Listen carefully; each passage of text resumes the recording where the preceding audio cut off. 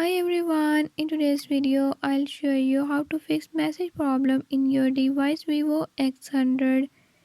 In this video I'm gonna show you how to fix this issue. Before I start, if you are new to my channel, don't forget to subscribe and hit the bell icon. Watch complete video and learn how you can do it. Let's watch the video.